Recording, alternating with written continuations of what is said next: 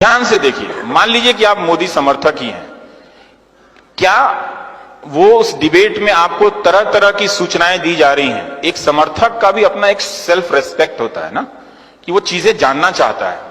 तो क्या वो मीडिया आपको ढंग से बता रहा है, आपका सेल्फ रेस्पेक्ट बढ़ा रहा है? वो दरअसल आपको इंसल्ट करता है रोज कि आप उनके वोटर हैं, आपको गलत बातें बताकर, झूठ बातें बताकर लाल रंग का टांग देगा। चिन्मयानंद स्वामी के खिलाफ कुछ होगा, सब साइलेंस में चले जाएंगे।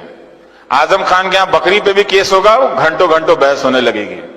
तो वो आपको हमेशा एक अपने पड़ोस के मुसलमान को वो हमेशा दुश्मन के रूप में देखना सिखा रहा है।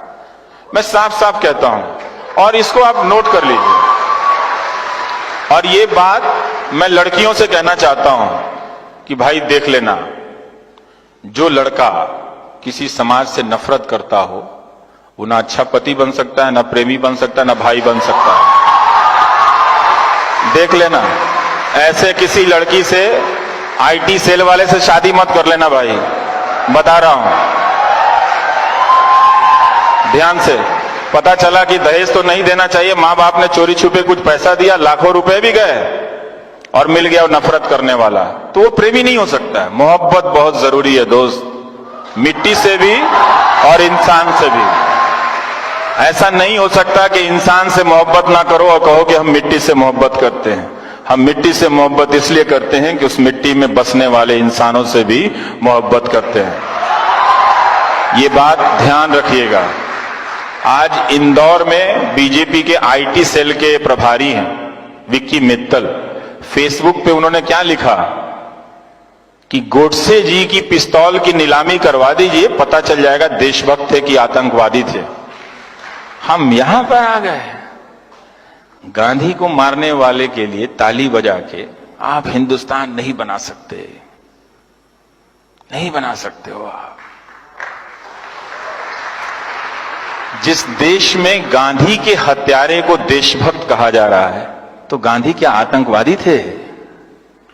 अब हम यहां पर आ गए हैं, क्या आपने उनको वोट दिया तो इसकी सजा इतनी दी जाएगी आपको कि आपको मूर्खों के झुंड में बदल दिया जाएगा?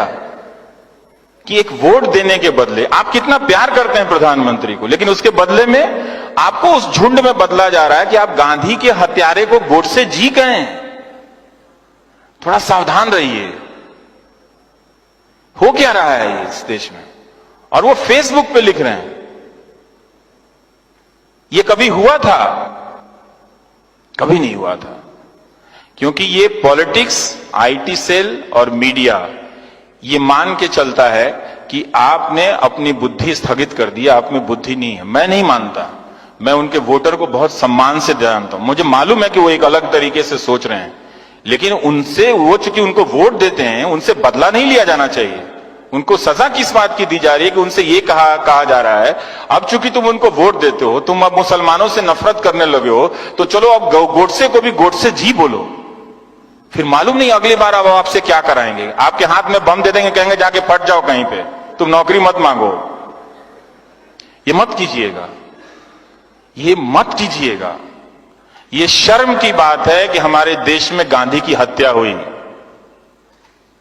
और ये उससे भी ज्यादा शर्म की बात है कि एक राजनीतिक दल का कार्यकर्ता फेसबुक पे लिख रहा है गोडसे जी कि पिस्तौल नीलामी कीजिए तो खरीदने वाले लोग आ जाएंगे और उसके 2 करोड़ दे के साबित हो जाएगा देशभक्त थे।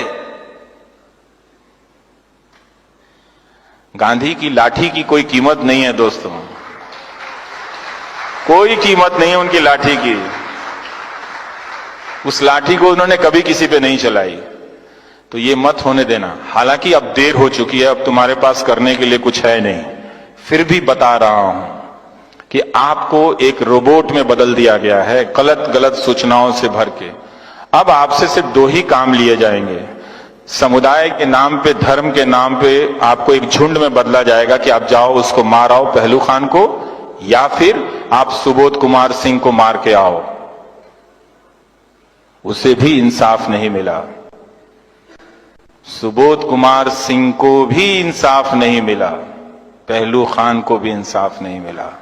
ये आप समझ रहे हो कि क्या हो रहा है? समझ रहे हैं इस बात को? अच्छे से समझिएगा। गुस्से में मत समझिएगा, कोई फायदा नहीं है दोस्तों। इसलिए आपका मीडिया जो है, मैं थोड़ा भटक के कह रहा हूं, कहना जरूरी है, फिर मौका नहीं मिलेगा आपसे। आपका मीडिया अब आपसे बदला ले रहा है। जब तक आप अपने आप को अलर्ट नहीं करेंगे, एक्टिव नहीं करेंगे, ये मैं क्यों कहता हूं कि आप इन अखबारों को पढ़ना बंद कर दीजिए, इन चैनलों को देखना बंद कर दीजिए और पैसा प्रधानमंत्री राहत कोष में दे दीजिए। ये मैं इसलिए इस उम्मीद में कहता हूं कि आप दबाव डालेंगे तभी मीडिया स्वतंत्र होगा, तभी मीडिया स्वतंत्र होगा। और एक बात जान लीजिएगा, मीडिया की स्वतंत्रता हमसे अपनी नौकरी के लिए नहीं कह रहे हैं, आपके लिए कह रहे हैं। जब मीडिया नहीं होगा, आप नहीं होंगे, क्योंकि आपकी आवाज नहीं होगी। आप 4 दिन के लिए अपने कमरे में बंद कर लो घर को, बोलो नहीं। आप ये करके दिखा दो और फिर सोचना कि 46 दिन से कश्मीर के लोग कैसे रह रहे हैं। Thank you.